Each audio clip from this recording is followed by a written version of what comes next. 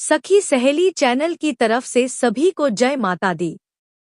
आशा करती हूँ कि माता रानी की कृपा से आप सभी भगत कुशल मंगल हो और माता रानी की कृपा आप और आपके परिवार पर सदा बनी रहे।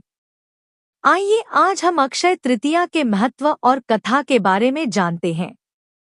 पूरे वर्ष में 3.5 अबूझ मुहूर्त होते हैं।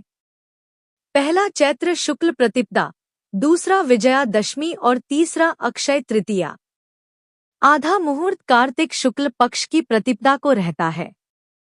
इन तिथियों में बिना मुहूर्त का विचार किए नवीन कार्य प्रारंभ किए जा सकते हैं। अक्षय तृतीया वैशाख शुक्ल पक्ष की तृतीया तिथि के दिन मनाई जाती है। इस दिन देवी लक्ष्मी और विष्णु भगवान की पूजा की जाती है। इसे आखा तीज के नाम से भी जाना जाता है। इस दिन किया गया दान, पुण्य, जप तप या कोई भी शुभ कार्य अक्षय फल देने वाला माना जाता है। इस साल अक्षय तृतीया 30 अप्रैल 2025 को मनाई जाएगी। आइए अब हम अक्षय तृतीया की कथा के बारे में जानते हैं। अक्षय तृतीया की कथा सुनने तथा विधि से पूजा करने से बहुत लाभ होता है। इस कथा का पुराणों में भी महत्व है। जो भी इस कथा को सुनता है, विधि से पूजन एवं दान आदि करता है, उसे सभी प्रकार के सुख, संपत्ति, धन, यश, वैभव की प्राप्ति होती है। इसी धन एवं यश की प्राप्ति के लिए वैश्य समाज के धर्मदास नामक व्यक्ति ने अक्षय तृतीया का महत्व जाना। बहुत पुरानी बात है। धर्मदास अपने परिवार के साथ एक छोटे से गांव में रहता था। वह बहुत ही गरीब था। वह हमेशा अपने परिवार के भरण पोषण के लिए चिंतित रहता था। उसके परिवार में कई सदस्य थे। धर्मदास बहुत धार्मिक प्रवृत्ति का व्यक्ति था। एक बार उसने अक्षय तृतीया का व्रत करने का सोचा। अक्षय तृतीया के दिन सुबह जल्दी उठकर उसने गंगा में स्नान किया। फिर विधिपूर्वक भगवान विष्णु की पूजा अर्चना एवं आरती की। इस दिन अपने सामर्थ्यानुसार कई वस्तुएं भगवान के चरणों में रखकर ब्राह्मणों को अर्पित की।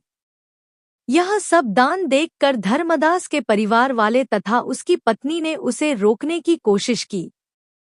उन्होंने कहा कि अगर धर्मदास इतना सब कुछ दान में दे देगा तो उसके परिवार का पालन पोषण कैसे होगा। फिर भी धर्मदास कर्म से विचलित नहीं हुआ और उसने ब्राह्मणों को कई प्रकार का दान दिया। उसके जीवन में जब भी अक्षय तृतीया का पावन पर्व आया, प्रत्येक बार धर्मदास ने विधि से इस दिन पूजा एवं दान आदि कर्म किया। बुढ़ापे का रोग, परिवार की परेशानी भी उसे उसके व्रत से विचलित नहीं कर पाई। अक्षय तृतीया के दिन किए गए दान पुण्य व पूजन के कारण वह अपने अगले जन्म धनी एवं प्रतापी राजा बना। वह इतना धनी और प्रतापी राजा था कि त्रिदेव तक उसके दरबार में अक्षय तृतीया के दिन ब्राह्मण का वेश धारण करके उसके महायज्ञ में शामिल होते थे। उनके राज्य में सभी प्रकार के सुख संपत्ति की किसी भी प्रकार से कमी नहीं थी। उनके राज्य में प्रजा बहुत सुखी थी।